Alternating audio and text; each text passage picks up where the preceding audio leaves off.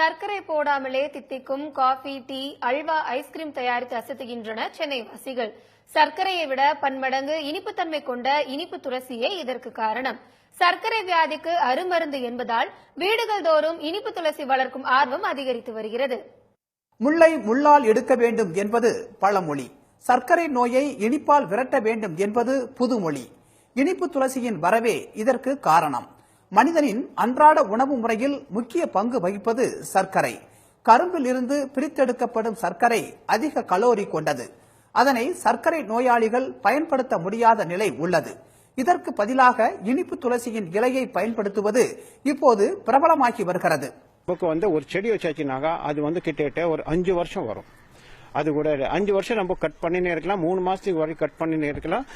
அது அப்படியே இலையை காய வச்சு நம்ம ஏற்கனவே சொன்ன மாதிரி காய வச்சுட்டு நம்ம எப்படி நம்ம யூஸ் பண்றோமோ யூஸ் பண்ணினே இருக்கலாம். அது ஒரு இதுக்கு இந்த வருஷத்துக்கு 10 மாசம் ஒன்றும் பிரச்சனை இருக்கா. இந்த 2 மாசம் இந்த வெயில் காலம் இருக்கு இல்லையா, இந்த மாசம் அப்பப்போ கொஞ்சம் ஸ்ப்ரிங்க்லர் பண்ணணும். 2 தொட்டியில 3 தொட்டி வீட்டுக்குள்ள இருந்தாலே போதும். நமக்கு பெருசா ஒன்றும் தேவையில்லை. நிறைய நம்ம வாங்கிட்டு இது பண்ணோம் கிடையாது. ஸோ நமக்கு 100% சுகரை நம்ம இது பண்ண தேவையில்லை. இது போட்டுட்டு நம்ம யூஸ் பண்ணலாம். அதுக்கு ஸ்டீவியா என்று ஆங்கிலத்தில் அழைக்கப்படும் மூலிகை பயிரே தமிழில் சர்க்கரை துளசி அல்லது சீனி துளசி என்று அழைக்கப்படுகிறது. பராகுவே நாட்டை தாயகமாக கொண்ட செடியின் இலை இனிப்பு தன்மை கொண்டது. ஜப்பான், கொரியா, சீனா, கனடா மற்றும் தாய்லாந்து வாசிகள் சர்க்கரைக்கு பதிலாக இச்செடியின் இலைகளையே பயன்படுத்துகின்றனர். இந்தியாவுக்கும் வெகு காலத்திற்கு முன்பே இனிப்பு துளசி வந்துவிட்டது என்றாலும் இதன் பயன் குறித்து இப்போதுதான் அதிக அளவில் விழிப்புணர்வு ஏற்பட்டு வருகிறது. சார், இந்த துளசி செடியை காட்டிட்டு இது யூஸ் பண்ணி பாருங்க, சுகர் டேஸ்ட் வரும் அப்படின்னு சொல்லும் போது நாங்க யூஸ் பண்ணி பார்க்கும்போது சுகரோட ரொம்ப டேஸ்டா இருந்தது. ரொம்ப ஆச்சரியமா இருந்தது. இந்த நாட்டுல இந்த மாதிரி செடி கூட இருக்கான்றது ரொம்ப ஷாக்கிங்கா இருந்தது. இங்க உள்ள எல்லா செடியும் நாங்க பார்த்திருக்கோம். ஆனா இந்த செடியை ரொம்ப டிஃப்ரெண்ட். யாரும் நம்ப முடியாத அளவுக்கு இது ஒரு ஆச்சரியமா இருந்தது. இனிப்பு துளசியின் இலைகள் கரும்பை விட பன்மடங்கு இனிப்பு தன்மை கொண்டது. Carbohydrate, sodium, magnesium, calcium, phosphorus மற்றும் வைட்டமின் சத்துக்களும் உள்ளன.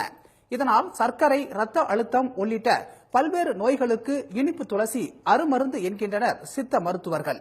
இதுல மதுரா துளசி, சீனி துளசி, இனிப்பு துளசி என்று பல பேர்ல இதை நான் பயன்படுத்துறோம். ஒரு மனிதனுக்கு 4 மில்லிகிராம் வீதம் ஒரு நாளைக்கு அவருடைய வெயிட்டுக்கு தகுந்த மாதிரி 4 மில்லிகிராம் சாப்பிட்டுட்டே வந்தாக்க அவருக்கு கேன்சருங்க நோய் வராம தடுக்குதுங்க. ரெண்டாவது, இன்னைக்கு சுகர் உள்ள பேஷண்ட்டுகளுக்கு நிறைய இனிப்பு எடுத்து சாப்பிட முடியல. அவங்களுக்கு அது ஒரு ஆன்சைட்டி, மன அழுத்தமாவே இருக்காங்க. என்னடா சுகர் சாப்பிட முடியலையே, ஒரு இனிப்பு அவங்களுக்கு சீனி துளசி அதனுடைய பயன்பாடை செஞ்சு செய்யக்கூடிய இனிப்பு வகைகள் மிக சிறப்பாக இருக்குது. ரெண்டாவது பாத்தீங்கன்னாக்கா இன்னைக்கு கொலஸ்ட்ரால் என்ற ஒரு நோய் இன்னைக்கு மனித சமுதாயத்துக்கு மிக பிரச்சனையா இருக்கு. அவங்க இந்த சீனி துளசிங்கிற இலையை 2 இலை டெய்லி சாப்பிட்டு வந்தா கொலஸ்ட்ரால் குறையுது. காஃபி, டீ மட்டுமின்றி ஐஸ்கிரீம், சாக்லேட், பிஸ்கட் போன்ற இனிப்பான உணவுப் பொருட்களையும் இனிப்பு துளசியை பயன்படுத்தி தயாரிக்கலாம்.